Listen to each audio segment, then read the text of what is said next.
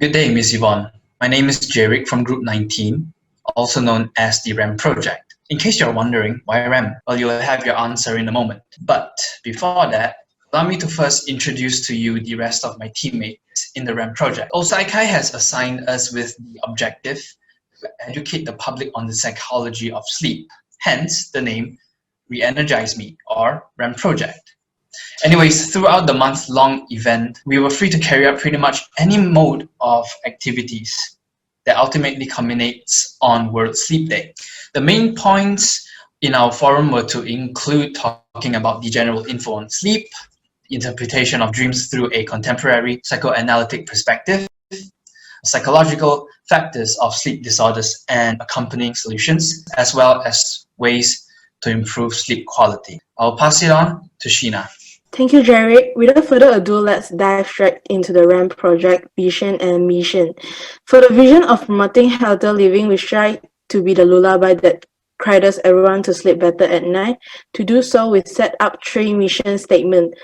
First, we would like to encourage the movement toward building long-term healthy sleep behavior via a month-long series of online education programs, which will be elaborated later. Secondly, we would like to raise awareness, spreading the awareness of sleep importance through the planning of meaningful virtual activities such as online forums. And lastly, we would like to strive for success. To attain it, we seek to hone our leadership and teamwork during the execution of events. Now I would like to pass the virtual floor to Venessa. Yes, that's me, here to elaborate on our first mission. Regarding the production of online educational programs, we are proud to declare that this goal has been achieved with flying colors. During the planning phase of our project, the research and social media team were established. From there, both teams worked hand in hand in the scripting and designing process to produce all the carefully curated weekly social media content. You can see them here. Accomplished within a month, the topics that we have covered include general information on sleep, psychological factors of sleep disorders and their accompanying solutions, ways to improve sleep quality, as well as the benefits of yoga and meditation. Colorful, right? But that's not all. To ensure that our audiences are really taking the strides towards improving long-term healthy sleep habits, a pre-test and post-test of the Pittsburgh Sleep Quality Index PSQI were administered to gauge the effectiveness of our initiatives. Alright, on to the second goal now, which is to systematically plan a thoughtful series of virtual activities to raise public awareness on the importance of sleep. Firstly, we posted 2 infographic posts on Saikai's Instagram per week for 4 weeks, each week focusing on each of the subtopics as aforementioned. Here, we did manage to meet our goals to cumulatively reach 500 accounts through our month-long posting. As you can see the reach statistics on each of our posts here. Next, we also organized 2 online activities to help with our cause of educating and promoting healthy sleep habits among the public. For that, we had a forum on sleep disorder and ways to sleep better on week 9 and a virtual yoga slumber party on week 10. With the goal to have at least 30 participants for each event, we only managed to hit the target for the first forum, but unfortunately not for the yoga slumber party. Alright, here to you, Yen Ting. Hi there! For our final goal, we want to sharpen our leadership and teamwork throughout the execution of event in order to ensure its success. I believe it is something worth celebrating as our sense of teamwork was intact and shown throughout the event planning and execution. Some explicit example of our teamwork can be seen between the research team and the social media team to find and collect credible source of information which would later be designed into an aesthetic infographic. Also, the host, track moderator, and technical team also work together to ensure our online event has smooth flow. Lastly, of course, every member also play their role in promoting our events, such as going to the extent of promoting the event in their respective classes. Now, I would like to pass on to Jia Hui to introduce some of the challenges we faced. Thank you, Yen Ting. It is true indeed that our endeavors weren't without their challenges. So, the yoga slumber party, let's start there.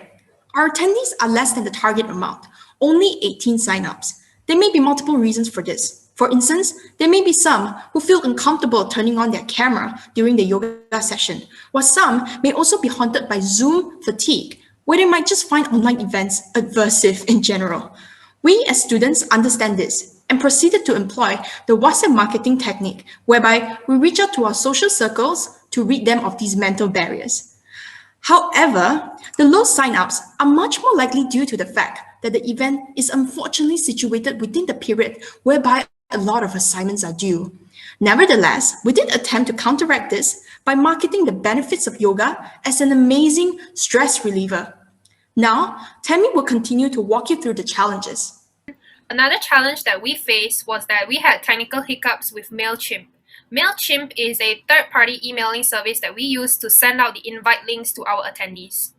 It was a little difficult to use at first, but eventually we got the hang of it.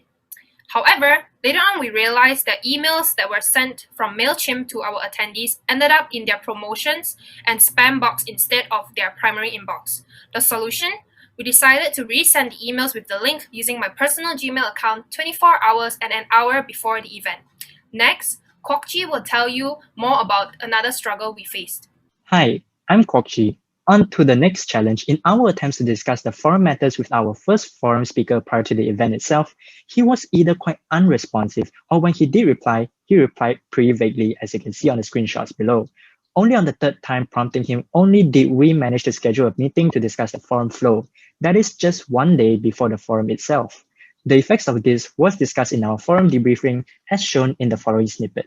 The long-windedness is beyond my expectation. Okay, but I think this is what happens when we don't get a preview of his slides. Yeah, but I think it's not that bad lah. We just it got extended by 20 minutes only. With that being said, we did request a follow-up through his secretary as we patiently await their reply before sending any reminders again. Moving on, the social media team found that creating social media content was more intensive than expected. It is especially due to the extensive workload and time constraints that made it hard for us to communicate amongst ourselves to complete the infographics design. The team had to sacrifice their time to plan and design many of the content, but eventually managed to produce the REM project logo and the first week's content. We proceeded with similar styles after getting good responses and feedback from the audience. Alright, now on to Farisah. Feeling overwhelmed by the challenges? Fret not. Here are our suggestions for the future. First off, we suggest that future publicity plans should be carried out in advance. This is so that we are able to reach out to a bigger volume of audience and participants. At least, by the time of our event, we are able to predict and accommodate engaged participants during the entirety of the program. Ultimately, advanced publicity efforts such as event promotions and educational postings will also allow the social media team to utilize the given timeframe and improve interactions with participants more efficiently. Furthermore, we also realize the need to improve our communication with future collaborators. We should have carried out dry runs with the respective speakers to thoroughly discuss the flow of the event and check whether the time allocated for them suffices, considering what they want to share. For instance, despite the brilliant sharing by Prof. Dr. Louis on our first forum, the session exceeded the time allocation. Hence, dry runs are essential for us to recognize potential issues and overcome them with definite solutions to ensure a smoother and favorable flow of events for both the organizers and collaborators. Well said, Fisha. But hey ho, guess what? We came up with 2 more improvements and suggestions.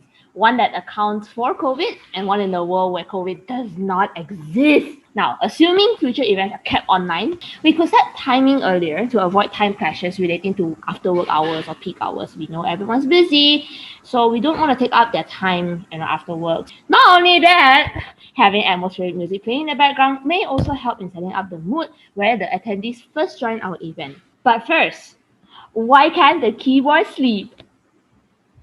Because it has 2 shifts!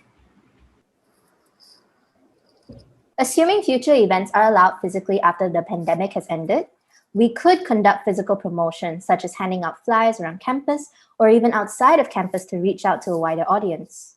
This is after taking into account that although social media is a good way to promote events, people tend to overlook event posters online due to lack of interest. Having the opportunity to reach out physically gives us a chance to read their nonverbal communication, which grants a gist of whether they're interested or not for further persuasion. Physical venues definitely could help a lot because we can decorate the venues to suit the purposes of our event. Through physical venues, we could invite a large number of people to attend the events in person, thereby boosting their motivation to drag their friends along for the fun. A domino effect. Speaking of fun, we, the REM Project, are proud of what we have accomplished thus far. These 11 weeks have been a remarkable journey indeed. Though our project may not be long-term, we certainly hope that our lullaby resonates with our audiences and that someone out there has benefited from our initiatives and, of course, are now sleeping better at night. With that said, thank you so much for listening, Miss Yvonne. Have a good sleep tonight. Bye!